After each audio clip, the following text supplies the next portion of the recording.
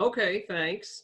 I'm Dr. Askman. I teach history at HPU, and I'm also a docent at Iolani Palace. And our presentation today is going to be about Iolani Palace. Of course, it is not open currently, but hopefully when things open up again, if you're interested in going, we usually offer through Student Life a tour every semester, at least one tour every semester, sometimes more, depending on interest. We usually get those pretty full, pretty fast. So keep an eye open for that in the fall.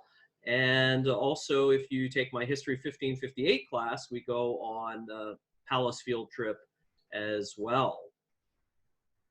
So I'd like to start today by just talking a little bit about the background, and then we'll go and sort of have a tour of the inside of the palace. And if anybody has questions at the end, then you can let me know, and I will try to answer those for you. So hopefully everyone can see what I have up on the screen.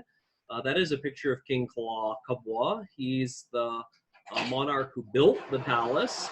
And so the palace actually only had two occupants. The one that was the one that you see. Maybe I should tell you a little bit about where it is. I'll give you a little more information about that first. But King Kalākaua, there you can see, constructed the palace. And if you look at his uniform, we'll actually be able to see some of the things that he has on his uniform in the palace. And I'll move on to our next image. This shows Queen Liliuokalani.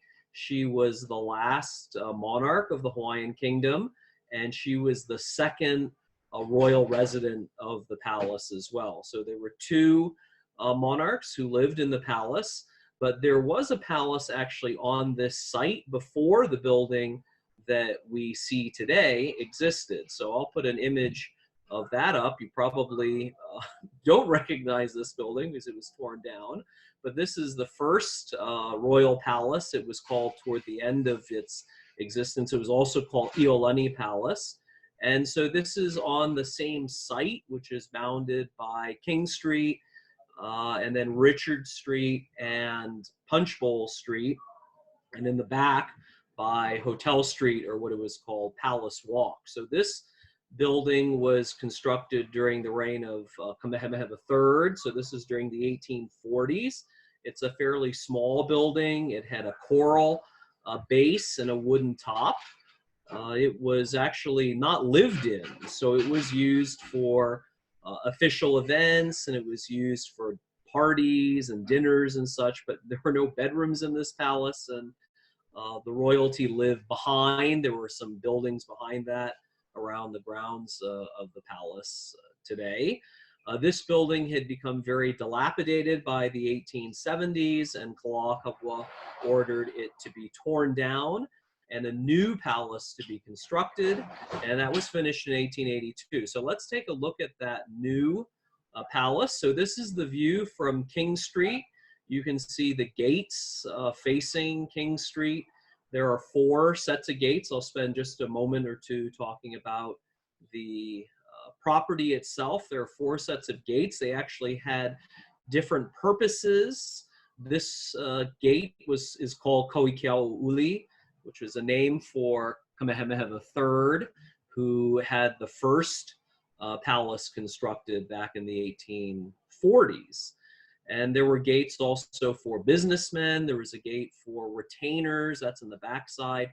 And the set of gates that faces the State Library building toward the Punchbowl side, that was the gate that was reserved for members of the royal family. You can see on each one of the gates, there is a coat of arms of the Hawaiian Kingdom.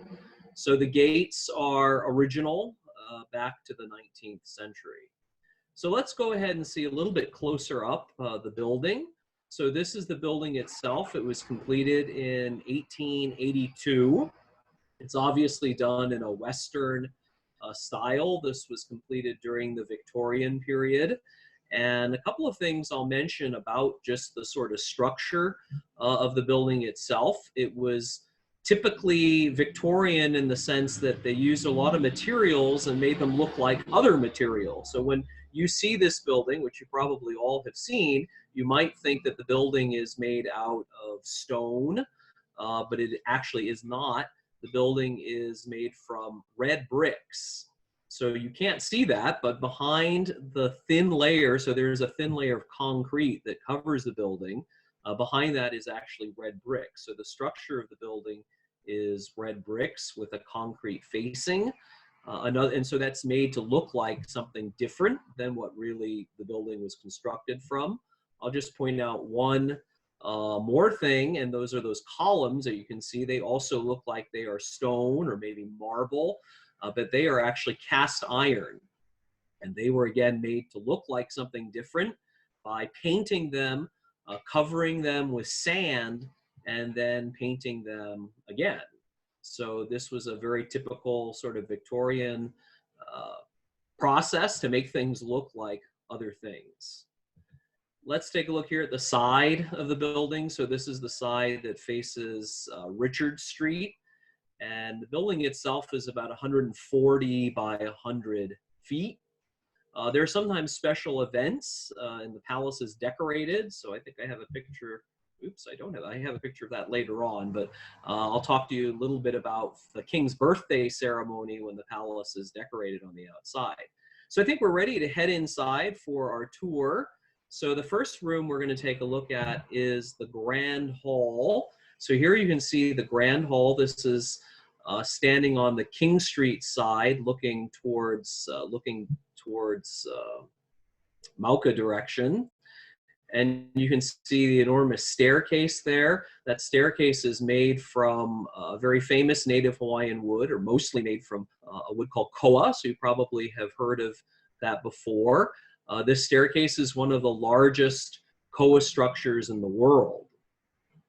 Other types of woods were used from different places. So one of the messages that the king had for the palace was to show Hawaii's relations with other countries, and also to show off its wealth and display things from different places. So woods like Douglas fir were used for the floors. They came from different places. Hawaiian woods, like I mentioned, the koa for the staircase. Arches that you see there and paneling on the walls, those are from the Pacific Northwest, a type of wood called Port Orford cedar. Now let's take a look at a few things that we can see in this room. Here's a side view of the paintings. So two things I just want to point out about what we see there. You can see in the Grand Hall paintings of all of the monarchs before the Kalākaua dynasty. So going all the way back to Kamehameha I at the end of the 18th century. So one of the purposes for this Grand Hall is to show the continuity of the Hawaiian monarchy. So there were 6 monarchs whose paintings are displayed here, and also their consorts or their wives are displayed. The ones that were married are also displayed here as well. And then you can see those niches there. They were in the monarchy period, and again today, they hold a lot of things that were given to the king as gifts and from different countries. So we can see, for instance, a vase that was a gift from the Emperor of Japan that the king got when he went on his world tour in 1881. So it was a way to show off the different connections Hawaii had with different countries around the world. And those niches contain original items that were used in the palace during the monarchy period.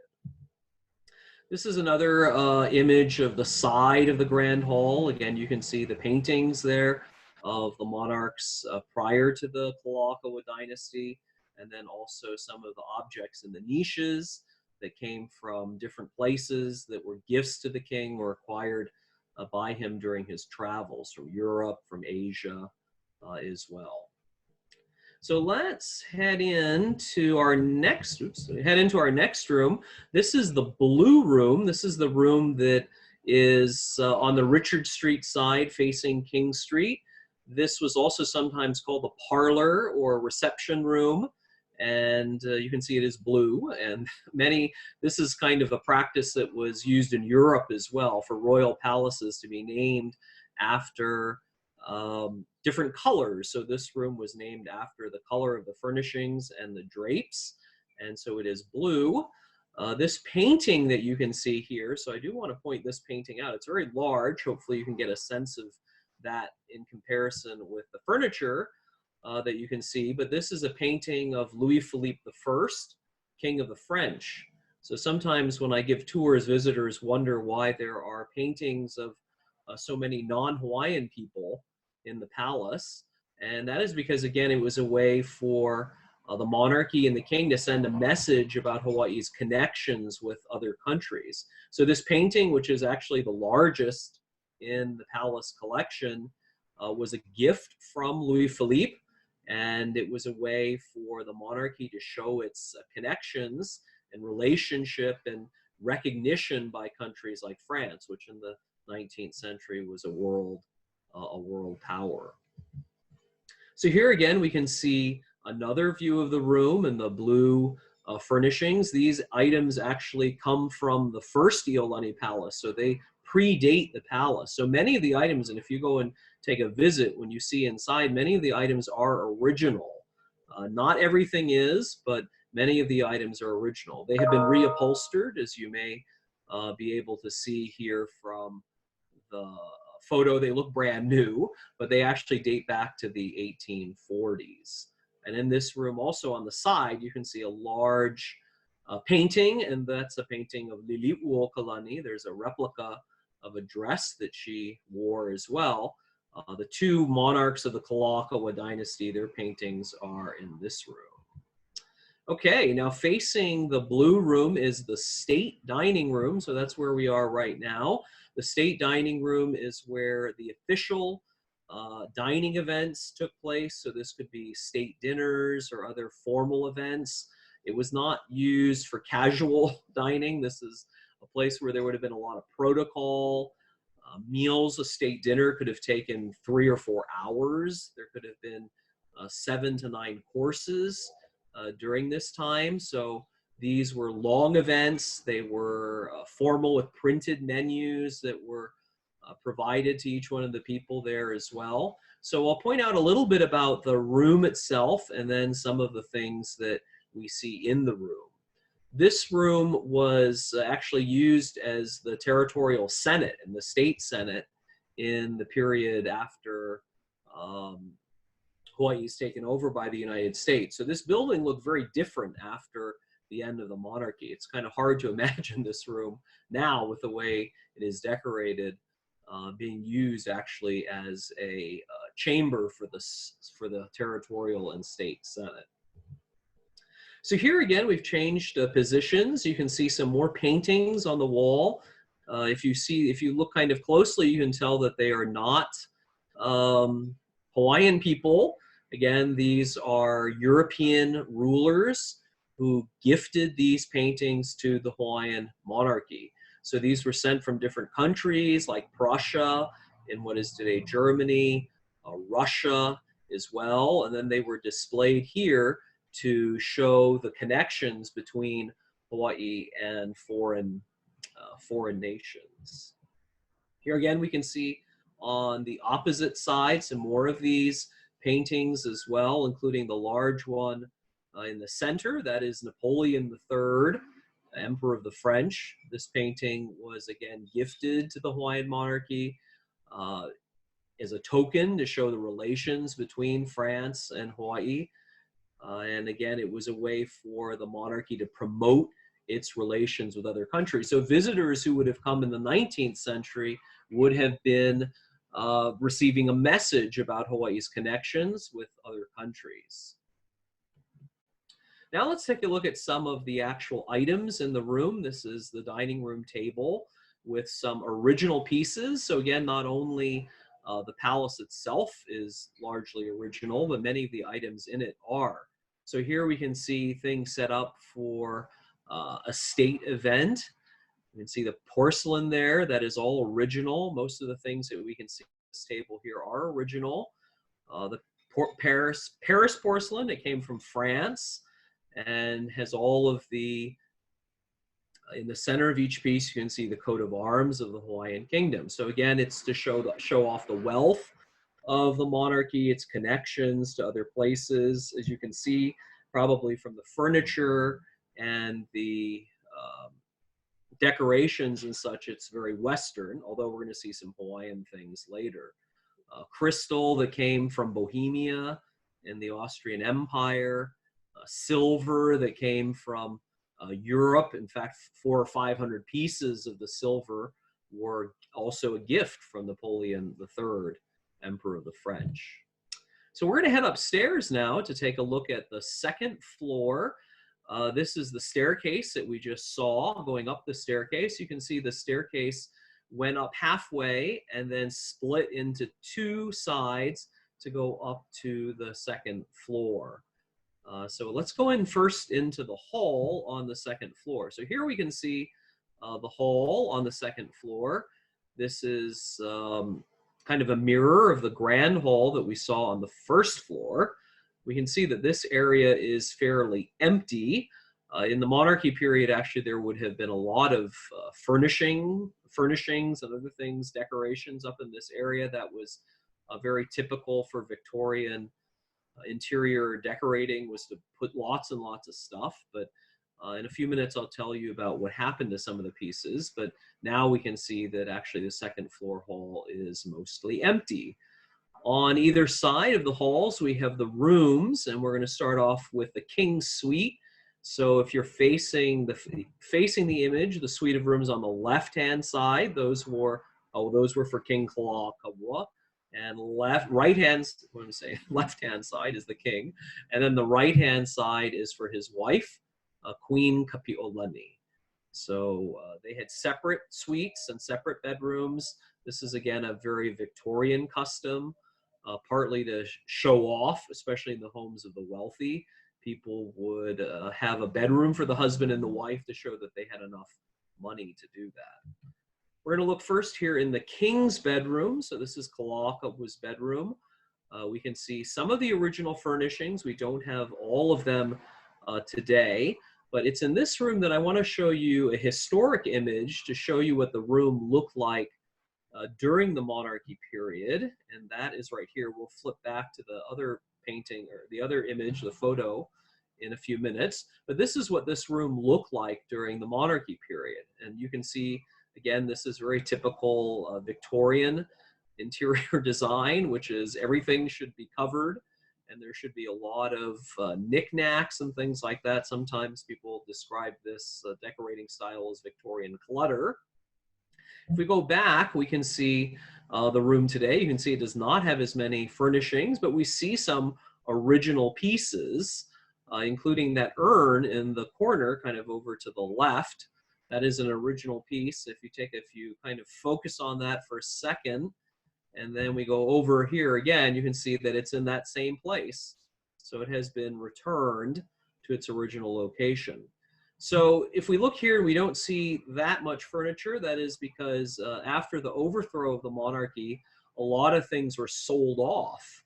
And so the Friends of Iolani Palace, which is the organization that runs the palace today, is trying to get back some of the original pieces. And so we can see some of those original pieces, like that Minton urn from England in the corner there, in the original photograph over here.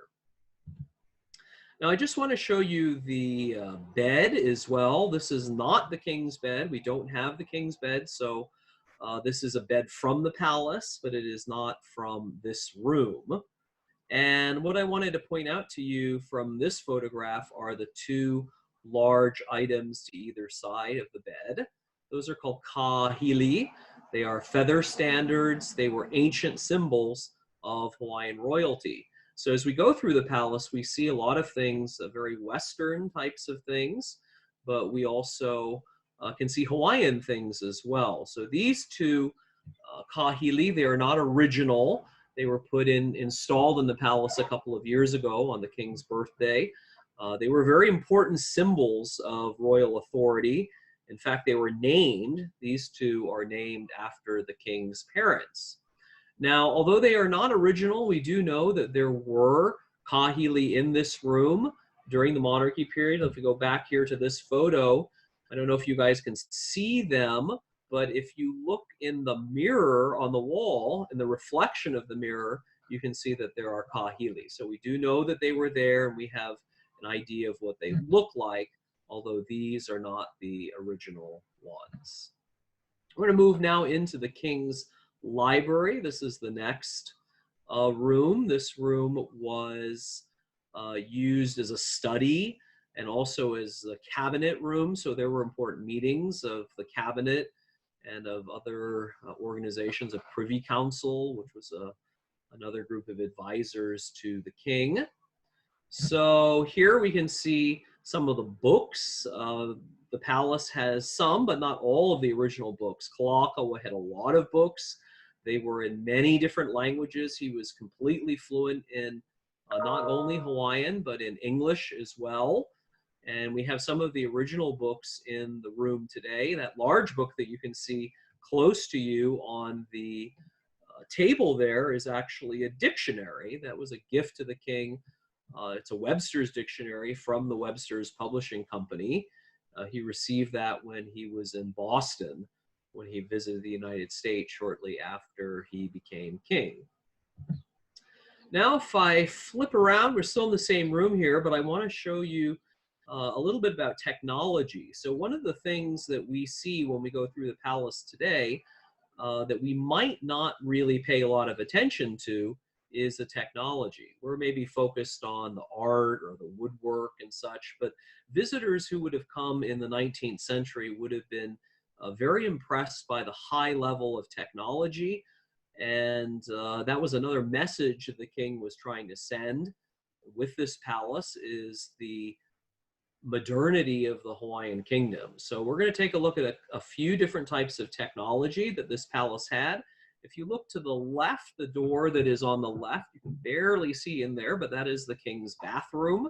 So this palace had hot and cold running water in the 1880s. This is well before many people, even wealthy people, had indoor plumbing. So one of the modern technological features of the palace is modern plumbing, hot and cold running water, flush toilets. There were on the second floor of the palace 4 bathrooms and 2 on the first floor. Again, looking in that same direction over to the right a little bit, you can see a telephone. This is not original, but this is a replica of the second telephone that was in the palace. The first one was actually in the king's bedroom. This one connected downstairs into the basement of the palace, and this was another new technology of the time. And one of the most impressive forms of new technology that we see in the palace is electricity. So when the palace was completed in 1882, it was gaslit. Kalākaua had taken a trip shortly before the completion of the palace, a world tour. He had visited France on this world tour, and he saw a big exhibition about a new technology, which is electricity. So when he came back on the way back from that tour, he stopped off in New York City, and he actually met with Thomas Edison, the inventor of the light bulb, and he decided to have the palace electrified. That process was completed in 1887. This whole palace was electrified inside and out. It makes Iolani Palace one of the first residences of any head of state in the world to be fully electrified. Iolani Palace was electrified entirely inside and out well before the White House. So it was another message about the technological advancement of the Hawaiian Kingdom. The next room, this is the last room on the King's Suite. This is the gold room, or the music room. And in this room, there would have been musical instruments that were used by the royal family. They were all very talented musically. Kalākaua wrote the words to the national anthem, which is still our state song today, called Hawai'i Pono'i. And Lili'u Kalani, the last monarch, wrote many, many pieces of music, such as Loho'oi and other pieces that you're probably familiar with. Just going to point out in this room a couple of things. Here we have a close-up. This is the throne. This is the first throne of the Hawaiian Kingdom. So it was made actually during Kamehameha III's time. So it was well before this palace. And when Kalākaua ordered the new thrones for this palace, which we'll see at the end of the tour down in the throne room, this throne was moved back up, or was moved up to the second floor and put in the gold room. So this is actually the first throne of the Hawaiian kingdom. And it's original, other than the upholstery, which has been changed. Here, I just want to point out a couple of interesting things there on the wall, those images that you can see. I want to talk a little bit about, just for a minute or two, about how artifacts can be displayed. So what we can see there, those are watercolors done of early contact with the West. So this is around the time of Captain Cook. The palace has those original watercolors, but because they would be damaged if they were exposed to light, the ones that you can see there on display are actually copies. They were scanned and then printed so that they would not expose the originals to excess light.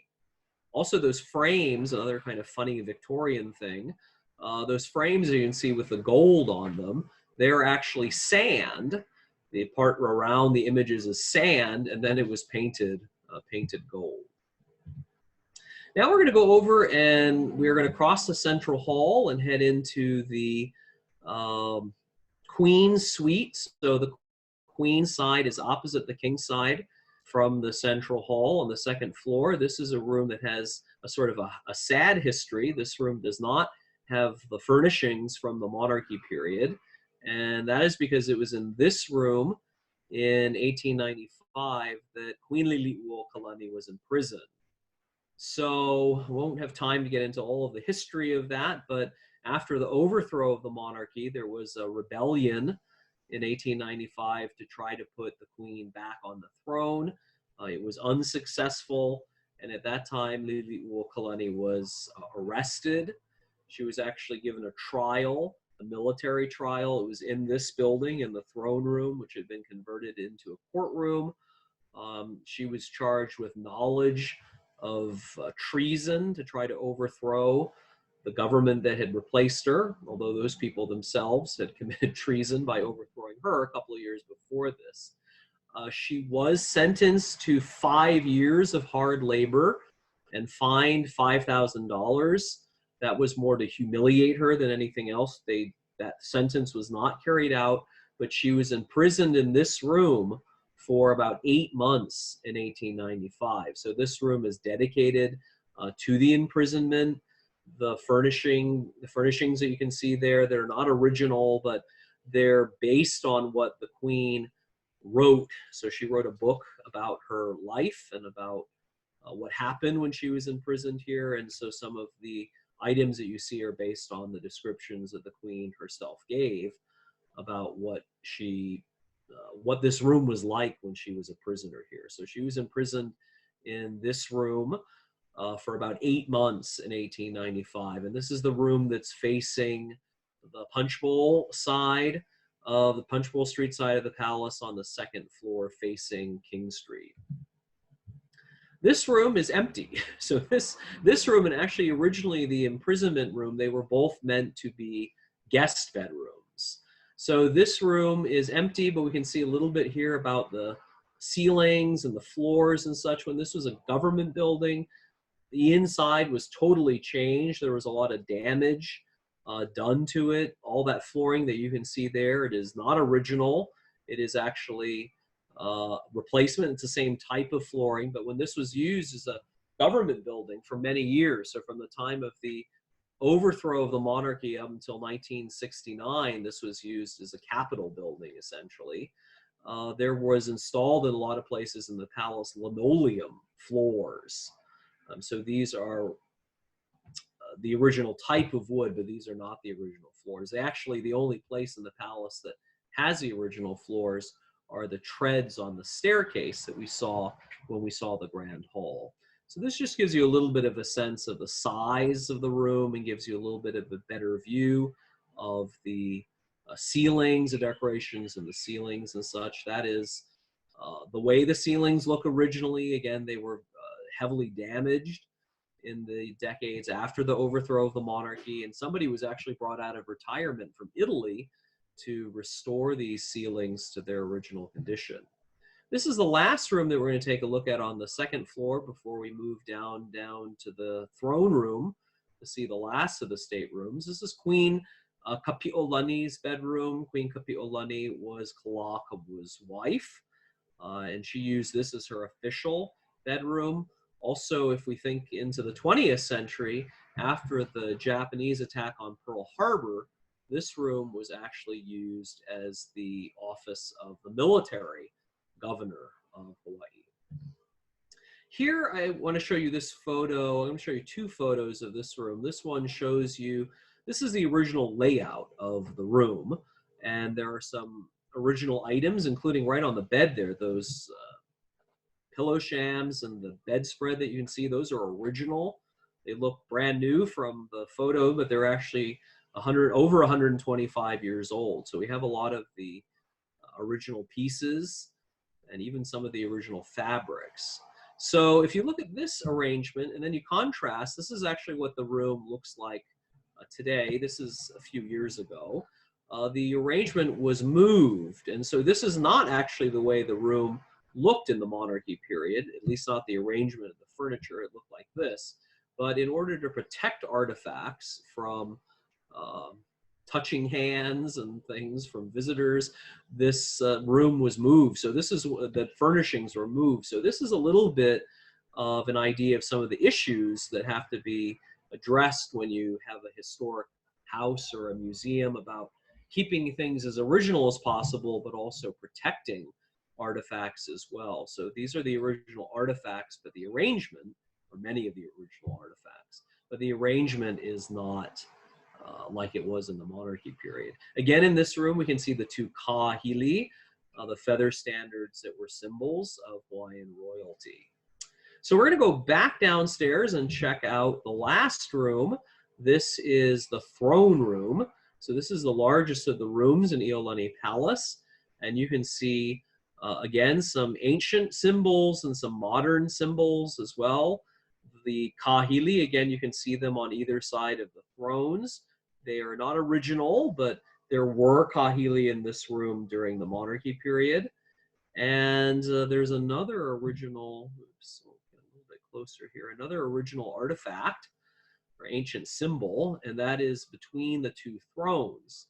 That is a pu'ulo'ulo'u, or a taboo stick. It was, or a kapa stick, it was sometimes called as well. This was an ancient symbol of royalty. In ancient times, it would have been a shaft of wood covered with kapa cloth or bark cloth.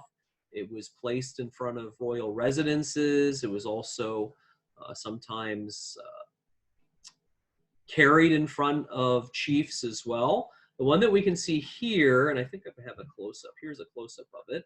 This pu'ulo'ulo'u was a gift to Kalākaua from a ship captain.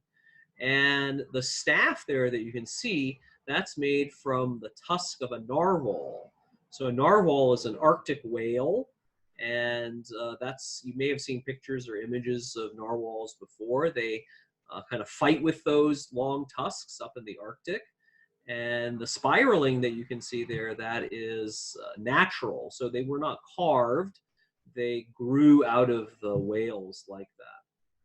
Now you can see a close-up here of the thrones. The thrones and much of the furniture that we see in this room is original.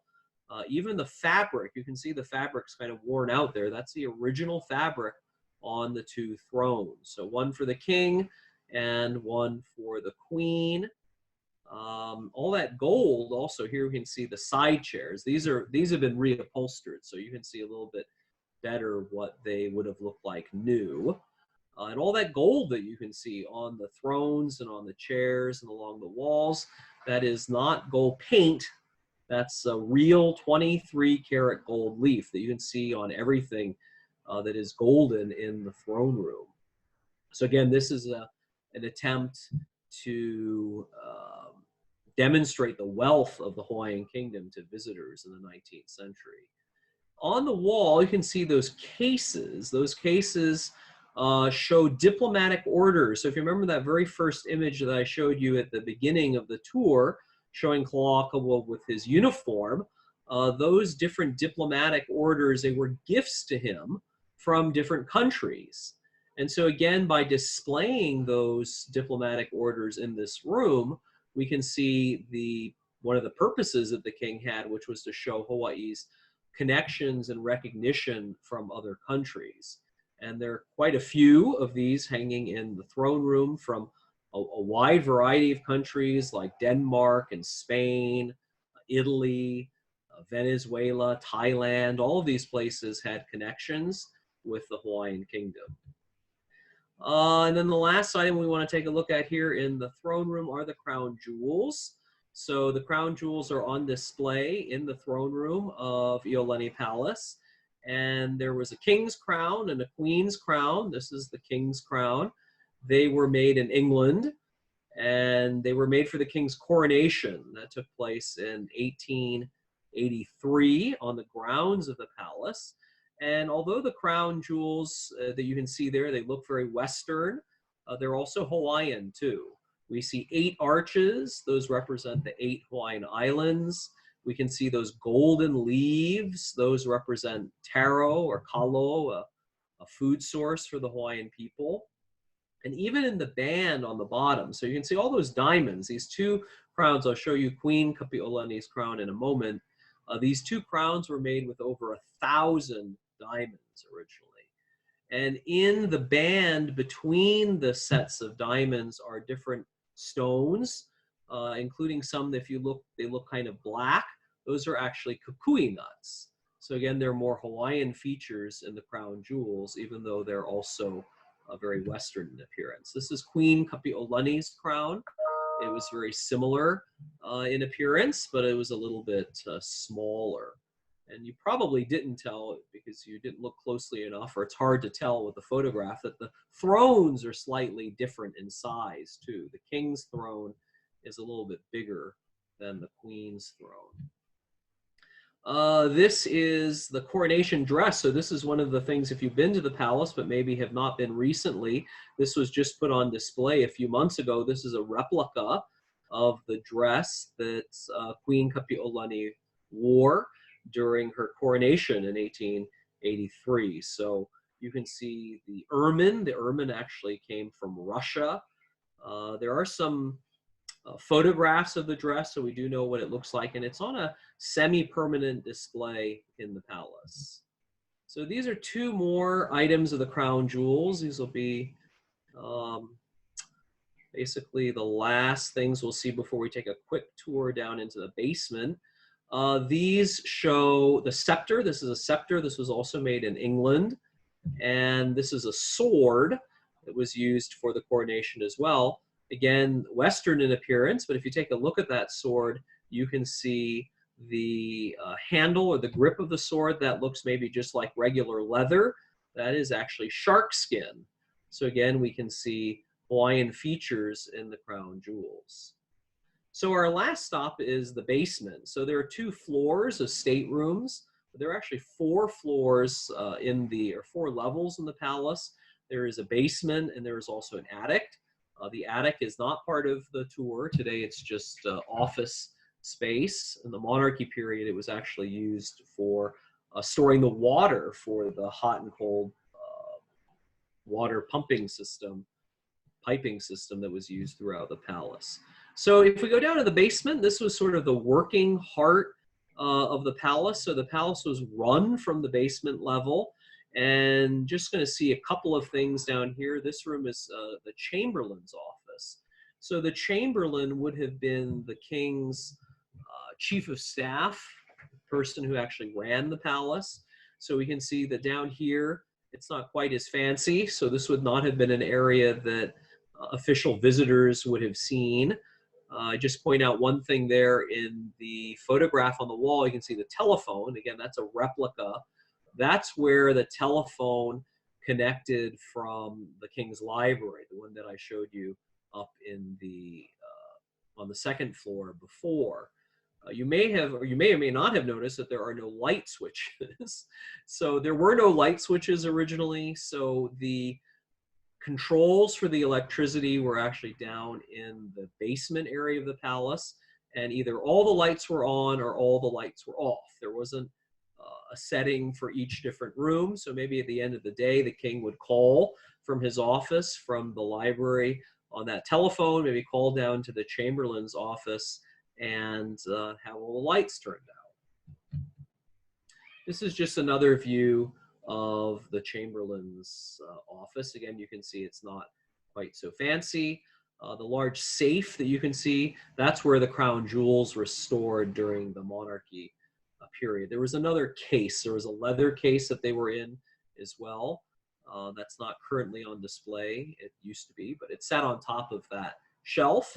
And then the last space that we're going to take a look at in the basement is the kitchen. So the kitchen is where the food would have been prepared. Sometimes it was prepared off-site as well. The Royal Hawaiian Hotel, you may think that that's in Waikiki, but there was one before the one in Waikiki that was actually on Richard Street at the intersection of Richards and Hotel Street. And food could have been prepared there or here in the kitchen as well. And oops, I have one more picture actually after that. And the food was brought up to either the first or the second floor by dumbwaiters. So those were little elevators for food. And I guess we'll end with one of these outside pictures here. I just wanted to show you folks some of the stuff that happens for special ceremonies. So if you've ever been on King Street around the middle of November, you'll see the palace decorated like this. These are the decorations for the king's birthday. Kalākaua's birthday is on November the 16th. And these decorations that you can see are replicas of what was actually used to decorate the palace in 1886 for Kalākaua's 50th birthday. So if you ever wondered what those decorations are, they are for the king's birthday, and they are accurate.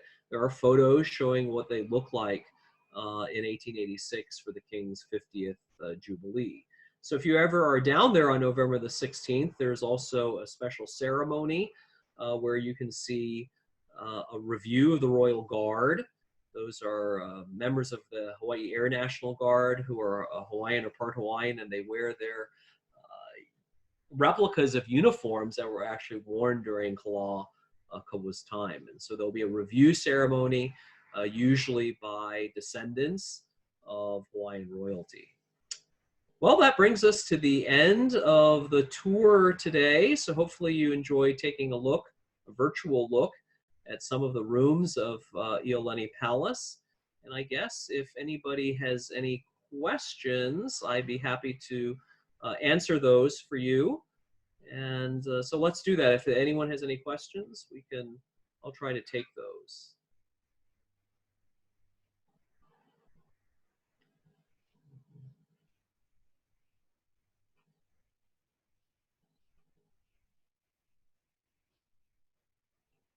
Don't see it. Oh, I see something here.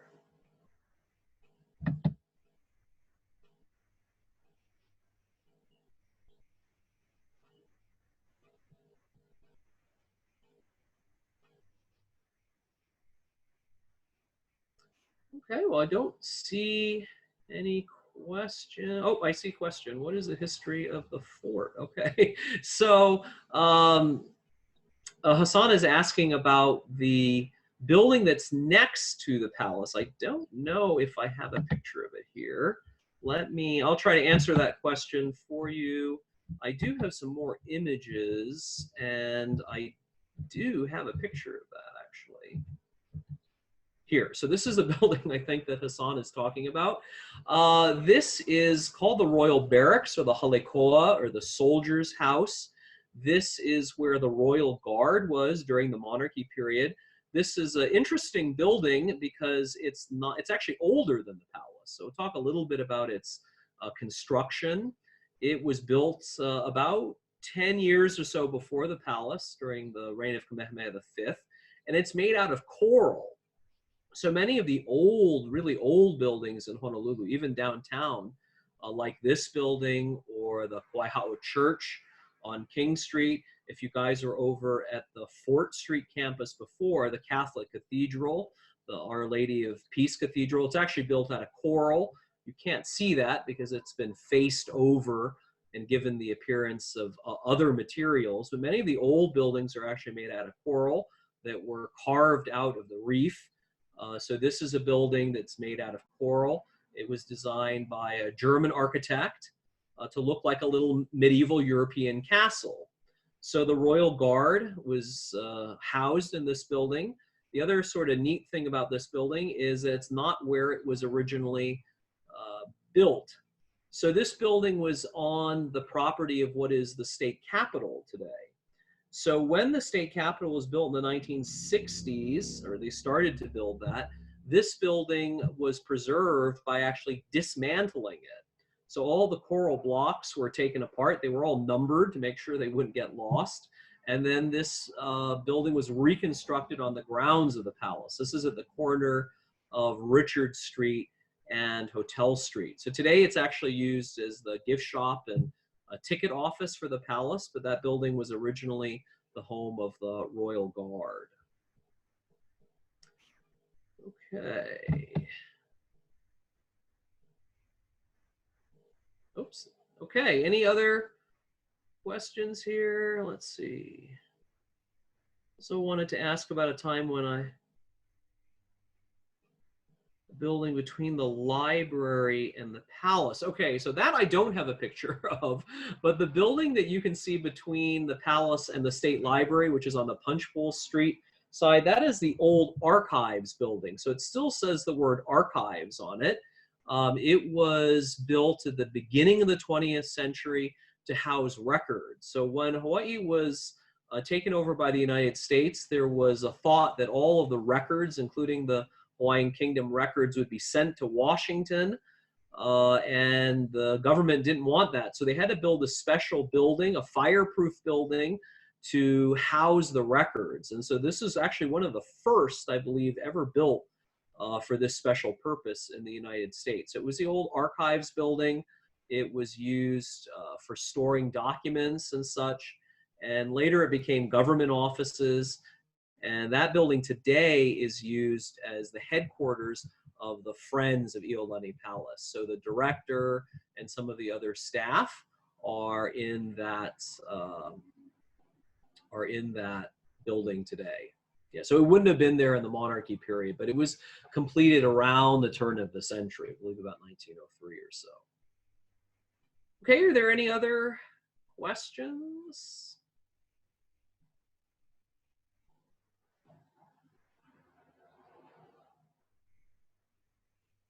Okay, well, I guess I've answered everybody's questions. So again, I guess I will thank you for joining us for this palace presentation. Do be on the lookout for tours of the palace through HPU. They're always free for students, and assuming everything is up and open pretty soon, I hope we'll be able to see one or have one in the fall. Okay, aloha everyone, and thank you for joining us.